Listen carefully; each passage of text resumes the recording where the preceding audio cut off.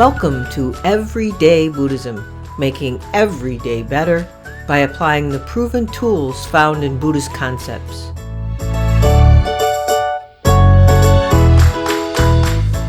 Well, it's episode 2 of Everyday Buddhism, making every day better. I'm glad you could join me. I hope you join me for episode 1. Today, I might ramble a bit. I don't know. I have a million things in my mind. I have a few notes, but I'm trying to cover a lot, and I'm trying to put it all together, and it might not all go together. So, I hope you can cut me a little slack and sit back and enjoy. And if it feels like it's getting too deep, don't worry, because I'm going to introduce some Buddhist concepts today that if you're not used to them, if you've never had any experience or been introduced to them before, it might seem like I'm digging a little too deep, getting a little too Buddhist-y for you. But it isn't going to be that way. I'm going to relax a little bit and show you how it applies in an everyday way. On the first podcast, I promised you that there were going to be tools coming from Buddhist teachings that would help make your days better. I hope you put some of what I mentioned last episode into practice. I spent some time discussing one of the most important tools you can use in daily practice, and that is looking inside, looking in your own mind for the cause of all the things that bother you or make you unhappy. But before we get deeper into this episode, I want to share another important tool you can use as a quick takeaway. Last episode it was, be an insider, look inside. This episode, I want you to think about, what is my why? About a year ago, I posted an article on LinkedIn. It was titled, "Have You Lost Your Why in Your Hows?" In it, I discussed the importance of always remembering your why, always keeping your why front of mind. This is true for organizations. It is for individuals. Businesses face a significant risk if they lose sight of their core purpose or lose sight of their main customer in their preoccupation with new processes, new products, new solutions. And as a career coach, I immediately identified the fact that my clients lose their why, and then it's a critical risk for them being successful in their career goals. Many clients come to me convinced that they have only one or maybe two driving needs. They say, okay, I want a better resume and a great LinkedIn profile. These clients come to me from all stages of the career management life cycle. Unemployed and searching, about to be unemployed and searching, looking to move up, recently graduated, or at a major life and career transition. Yet each one tends to seek out a career coach or resume writer for a product. Resume, LinkedIn, profile, cover letter, bio. But career management, like most things in life, is a process, an exploration, a journey, not a product. And the career management process, as all processes we deal with in life, needs to start with that question. Why? Asking why is essential in understanding what drives our actions. Do you know your why? Working as a coach, the whys are as important to me as the hows. In understanding and partnering with my clients to make sure they're making the right decisions and positioning themselves as strongly as possible to succeed in their goals. Until you can understand why you do what you do, you can't possibly understand how you do what you do. Those who understand their natural motivators are far more likely to pursue the right opportunities for the right reasons and get the results they desire. I know we're talking about career here, and this may not be something of interest to you, but this applies in every way. Knowing your whys, understanding, what really is driving you will help you be aligned with that purpose every day. As a professional behavioral analyst, sure, I can say it. I use assessments to provide an objective measure of a client's whys and a client's hows. Why and how they move through the world. I use a combination of values and motivators assessment and a behavioral and communications strengths assessment to identify my clients' whys and hows. The values and motivators kind of gets at, what drives a person? What makes them tick? What makes them motivated to do something? You're not going to do anything unless you're jazzed, unless you're motivated to do it. Yeah, you got to clean the house, you got to make the dinner, you got to wash the dishes. But from like a worldly pursuit, spiritual pursuit, a mission, a calling, there's that overarching sort of value motivator thing as well. You need to understand what it is that will get you moving and what it is that will keep you interested through the process so that you will get better and better and better and better at it until you actually become successful at whatever it is you're trying to do. In my practice of career coaching and behavioral analysis, we identify like 7 different dimensions of motivation. And we produce a detailed analysis of those motivations and personal drivers. So this really helps me help them achieve their goals by checking to make sure they know who they are and that the goals they are choosing and the way in which they're going about the goals are closely aligned with their motivating factors. But on a more, not this level of like the career coaching or behavioral analysis, on a more granular day-to-day or situational level, looking in our minds before we speak, before we act, and asking why can help prevent a lot of problems.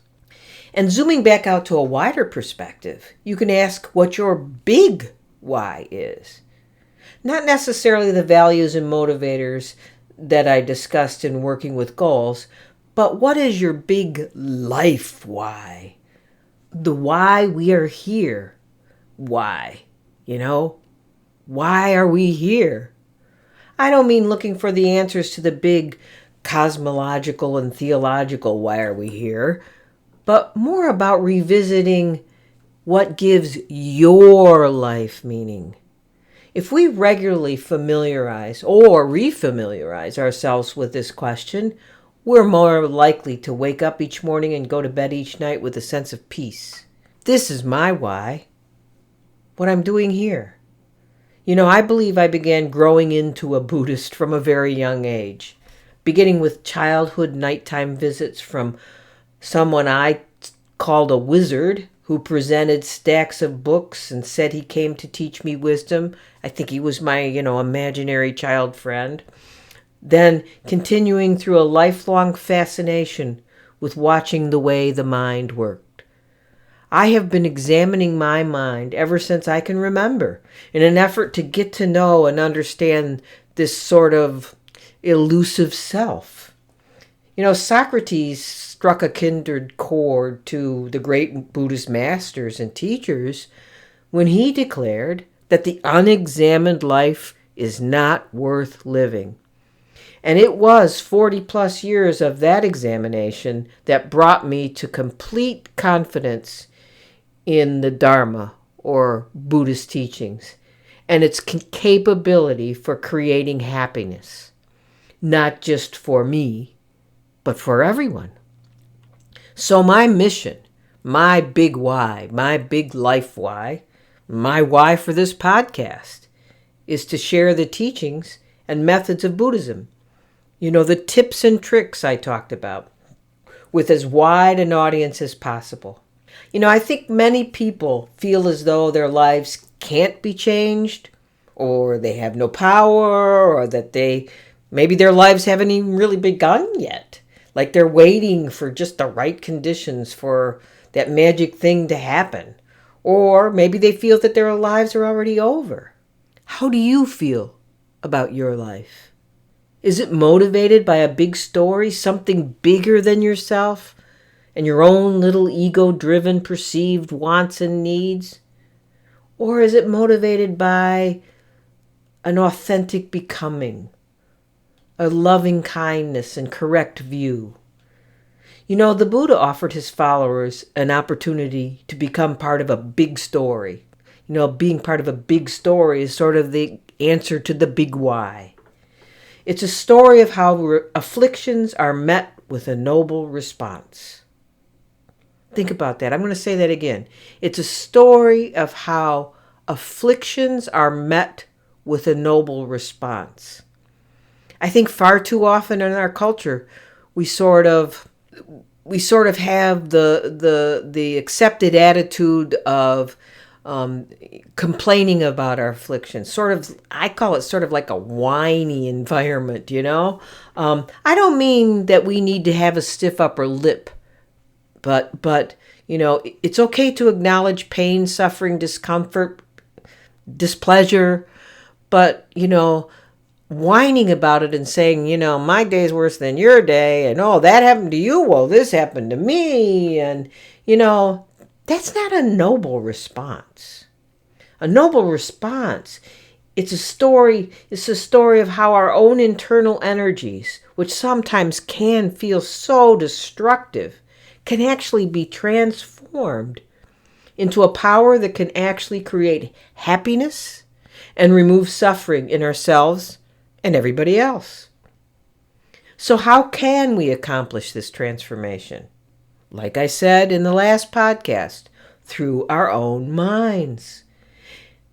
It's our mind that will free us. It's our own mind that causes us to be angry, to be sad, or to be peaceful, happy, and content.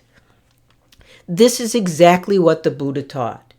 He started teaching with the 4 noble truths. And when I say that word noble, I'm saying noble in the way, not like kingly, distinguished, sophisticated. Noble in the way that I was talking about in just the last couple sentences. Instead of having a whiny response to life, let's have a noble response to life. Like, okay, I'm going to take this on exactly as it is, okay? I'm going to do this. Not whiny, not being frightened of it, not giving up, having a noble response. So the Buddha taught the 4 noble truths.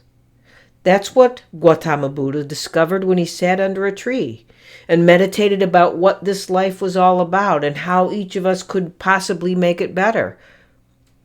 So the 4 noble truths are these. Number 1, the unenlightened life is suffering. This is what I was talking about last week. That life is suffering. The bad news of Buddhism, as I said. Yet a better translation of the Sanskrit word dukkha, or suffering, is really difficult or unsatisfactory. I think we can all accept that. Life is difficult. It can be very difficult. And it can be unsatisfactory at times. So that's pretty much the first noble truth. I think most of us can accept that. The second noble truth is that the cause of this difficultness, unsatisfactoriness, is craving or attachment or grasping. That means if you like something, you want to grab it, possess it, keep it forever. This is what a great Lama referred to as attachment is where the mind sticks. And this stems from an ignorance about the nature of reality, the nature of what it is that really makes you happy. It's not generally the thing you're grabbing at.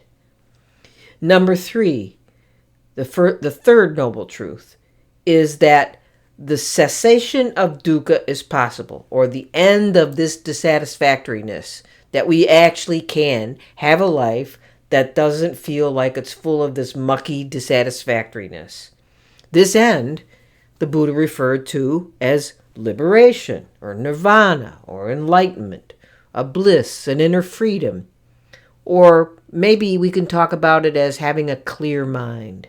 The fourth noble truth is that the way to the end of this suffering, or the way out of this dissatisfactoriness, he already promised that, yeah, you can get out of feeling this dissatisfactoriness, but he says, okay, there is a way out, and this is it.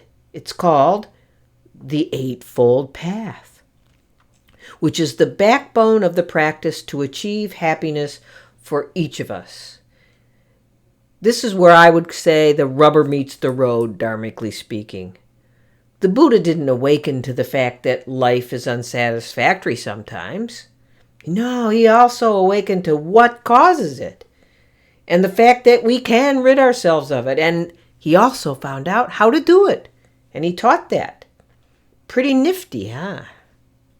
There is a lot of common sense in the Four Truths, as in all of the Buddhist teachings. And I think many people, Buddhists and non-Buddhists alike, would accept the basic premise applied in the Four Truths.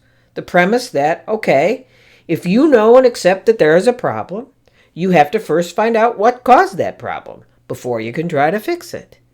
Pretty simple, pretty common sense.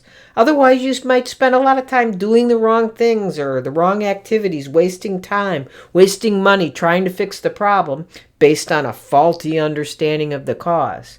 And in business and in engineering, this is referred to as a root cause analysis.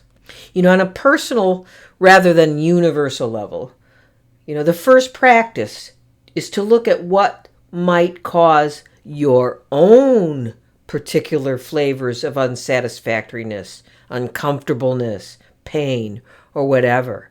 Everyone's different, Some people are haunted by fear. Some people are haunted by insecurity. Some people are filled with anger. Some people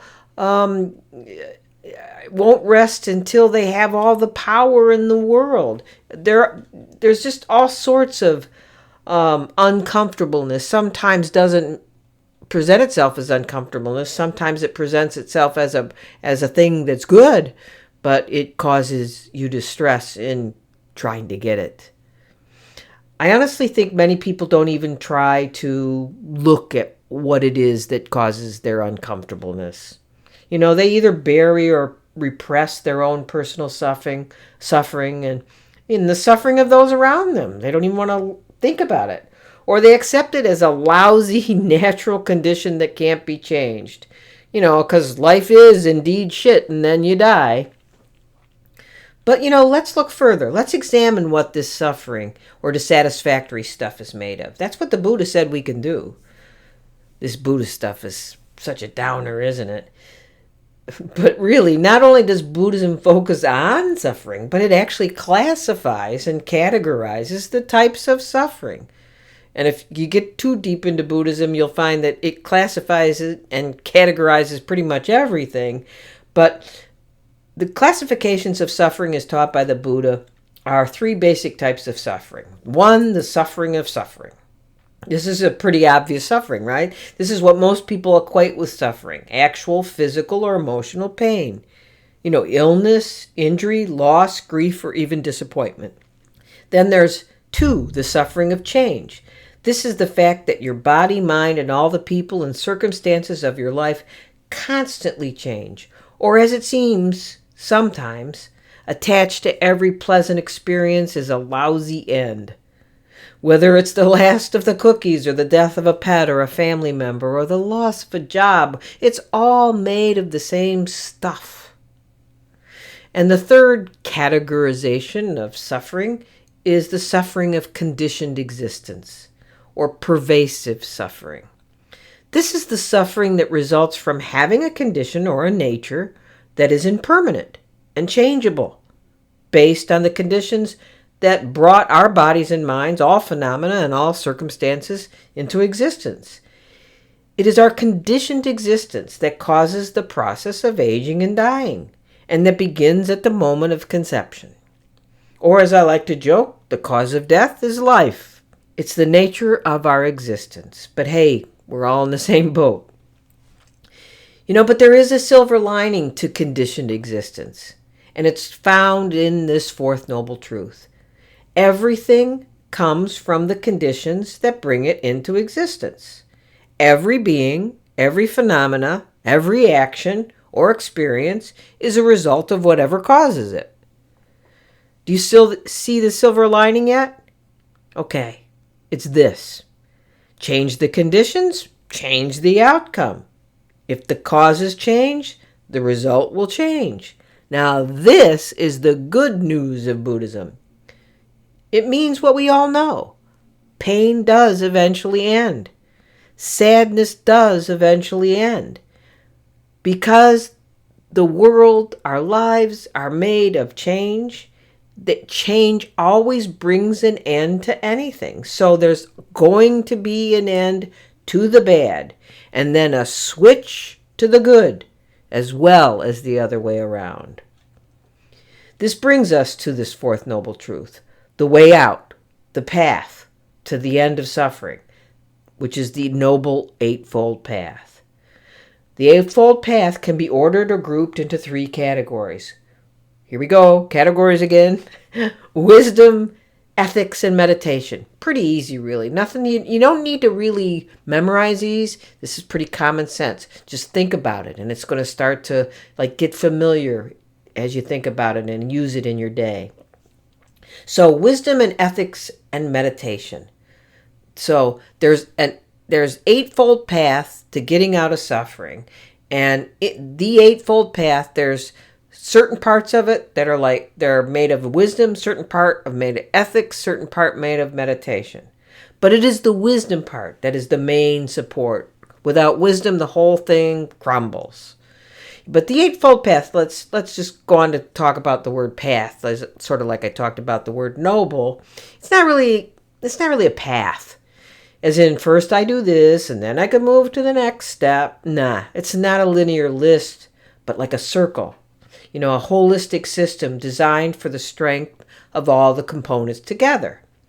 The structure of a circle is probably best understood by thinking of the wheel of Dharma, or what they call the Dharma chakra.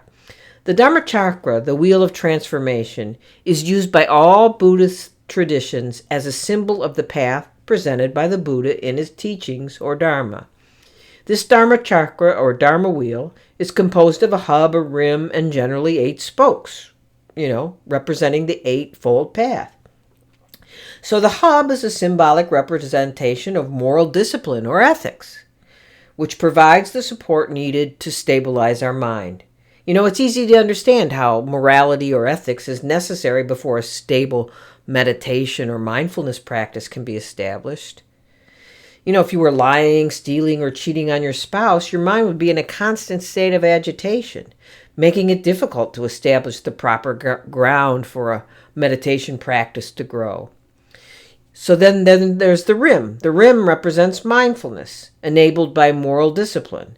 That, in turn, contains and holds together the 8 spokes or eightfold path of practice. So again, you see the structure of the 3 categories of wisdom, ethics, and meditation, as I mentioned earlier. So by applying this whole structure to your life as a unified whole, you can transform yourself from a suffering being to one who is liberated from suffering. The 8 spokes of the wheel, or the eightfold path, are: number 1, right view; number 2, right intention; number 3, right speech; number 4, right action; number 5, right livelihood; number 6, right effort; number 7, right mindfulness; and number 8, right concentration. So remember, I talked about wisdom and ethics and meditation. So the first 2 are grouped under the wisdom category. The next 3 under ethics, which is right speech, right action, and right livelihood. And the last 3 under meditation: right effort, right mindfulness, and right concentration. So contemplating these 8 practices, you can see that without the first, right view, the rest would be difficult to accomplish. How can you possibly know what right intention or right action or right effort is if you don't have the correct view to begin with. Right view yields right intention, right thoughts, right action. Yet they support the others as spokes on a wheel. For the time I have left in this podcast, I will focus on right view. First, let me talk on right again. Right not as in versus wrong, okay? Right as in seeing things clearly. Remember, that's sort of our goal. So from the most basic perspective, right view is a clear understanding of the four truths.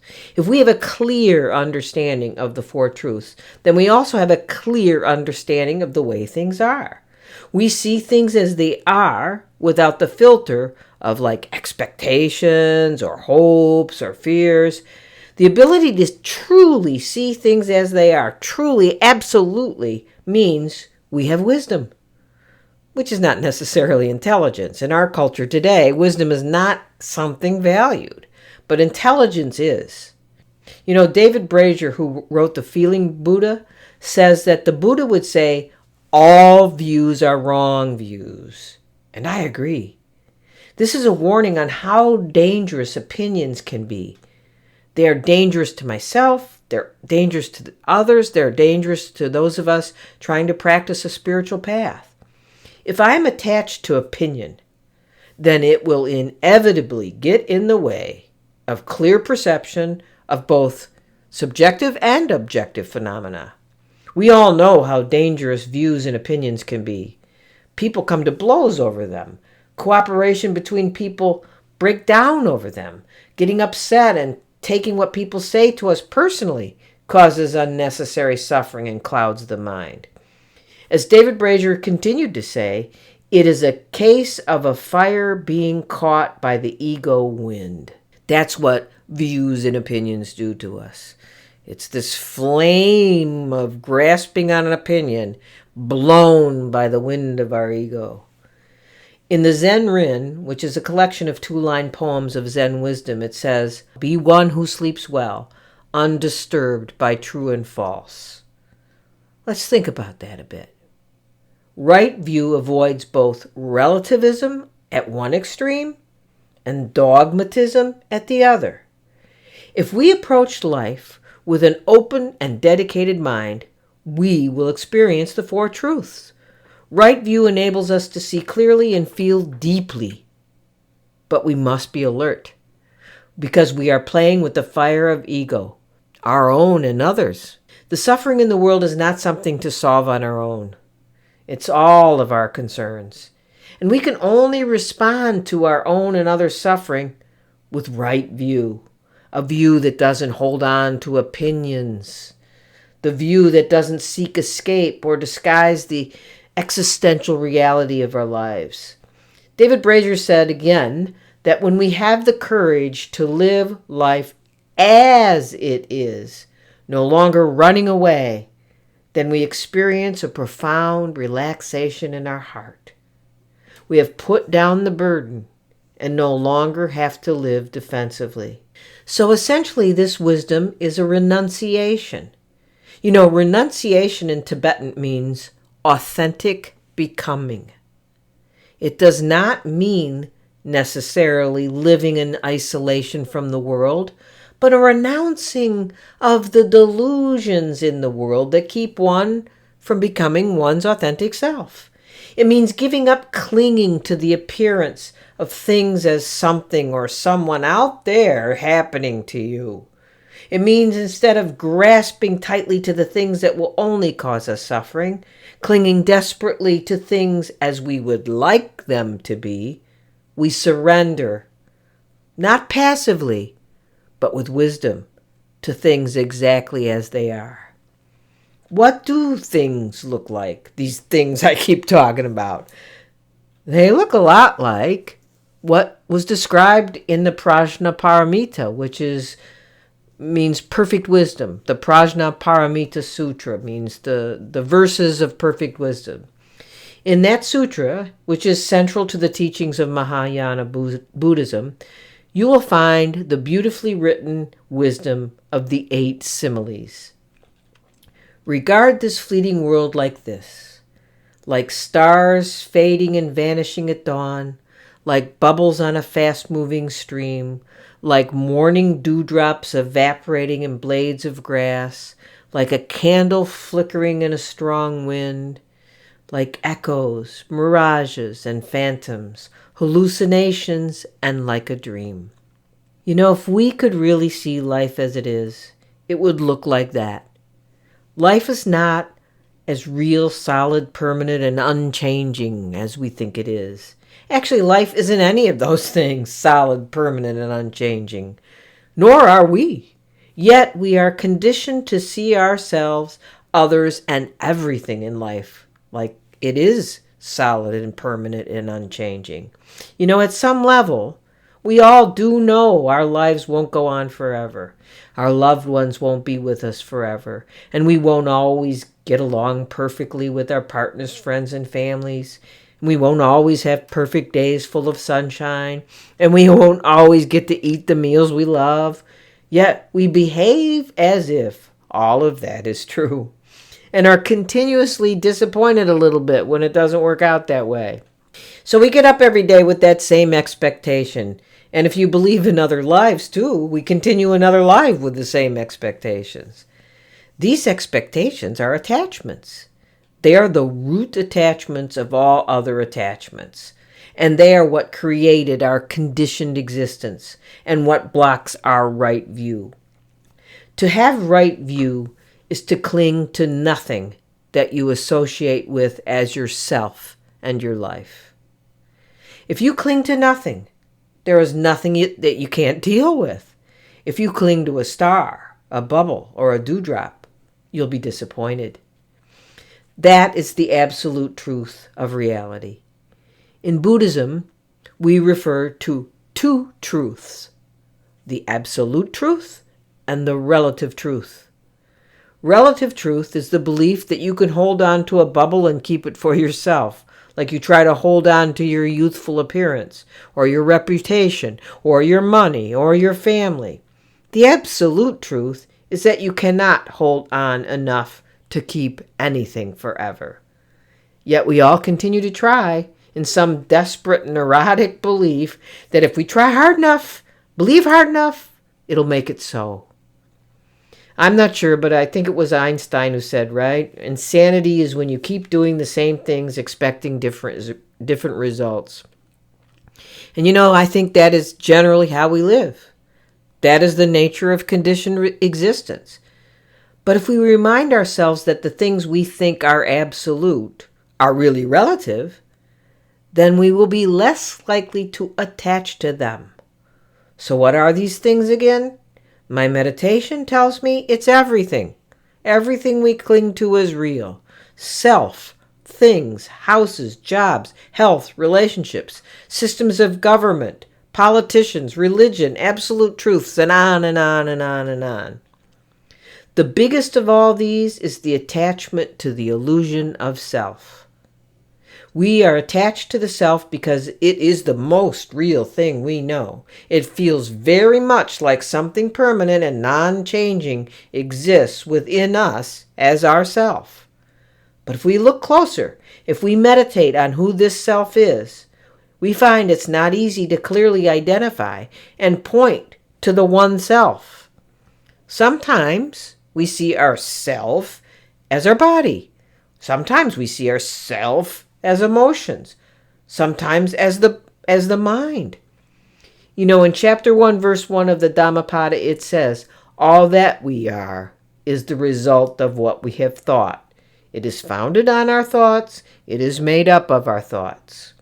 So we all know that our thoughts change constantly. So does our body. So do our emotions. So which is ourself? And when? Right now? Today? Last week? Tomorrow? When you were a child? Or only when you were an adult? Where's yourself? Who is listening to this podcast right now, having this experience? Is it the same person who had a terrible day at work and felt trapped and depressed? Is it the same person that went for a walk even earlier in the day and felt free and happy? Which one is yourself? Actually, it's not any of these. But maybe it's all of them. If you're at all familiar with Buddhism, you probably have been exposed to the concept of no self, or anatta. Anatta means that rather than being a fixed, independent thing, we are much more like a process, and a relative process at that. We all know that most of our concepts are relative. Even if we cling to them as absolute, the concept of a self is no different. Everything about yourself is in a constant state of change, and it is composed of many different changing things. It is essentially a system of relative processes. Now, doesn't that make you feel better? According to this system, though, we are each comprised of 5 of these processes. In Sanskrit, they're called the 5 skandhas, or aggregates. So we're made of aggregates, so we're sort of an aggregate thing. We're made of form, our feelings, our perceptions, our intentions, and our consciousness. This makes sense, doesn't it? If you were to actually point to a self, the skandhas are about as close as you can get. Your form, your feelings, your perceptions, your intentions, and your consciousness. You only have to observe your thoughts or your feelings for about 5 minutes to realize we're on pretty shaky ground when we claim anything as a concrete self. And guess what? It gets even shakier. It's not just our sense of self that is like that. It's our sense of everything else. And this is called shunyata, meaning emptiness or voidness, which is not to say everything is empty, in that it doesn't exist. It just doesn't exist the way you think it does. A quote from the Lankavatara Sutra is a favorite of mine. It says, things are not as they seem, but nor are they otherwise. That's what shunyata is all about. It's all about perception. It's all about the stars fading and vanishing at dawn, bubbles on a fast-moving stream, morning dewdrops evaporating in blades of grass, a candle flickering in a strong wind, echoes, mirages, and phantoms, hallucinations and dreams. It's all like a dream because it's all relative, dependent on other things and other people and on its own causes. That is the meaning of interdependence. Nothing is real, as in concrete, fixed, unchanging, permanent. Things are empty of these qualities because things are all dependent on something else, or dependent on the way you view these things, your perceptions. So despite the seeming emptiness of calling something empty, it's exactly the opposite. It's full of possibility. It doesn't mean nothing exists. It means nothing exists as you thought it did. But it could equally exist as something else far better. So it all depends on your view and your intention, which of course I will have to cover in another podcast. But circling back to the beginning, to our adolescent wish to make life meaningful, we can see that Buddhism can be a refuge and a roadmap, and can fit each one of our personalities and inclinations. And the first step is to examine our minds. When properly prepared, our minds become fertile soil for the bloom of compassion and the bloom of wisdom, the fruits benefiting both ourselves and all other beings. We have to become the peace we seek. Give it a try. Tell me what you think. That's it for this podcast episode. Thank you for listening. And check out my website, everyday-buddhism.com, for notes about the show and upcoming guests or topics. Please feel free to leave comments on my website or send me an email to suggest subjects you'd like me to cover in upcoming podcasts, and I promise I'll do my best. And if you liked what you heard so far, please subscribe and take a minute to review the podcast so more people can find out about it. Thanks again, and until next time, keep making your everydays better.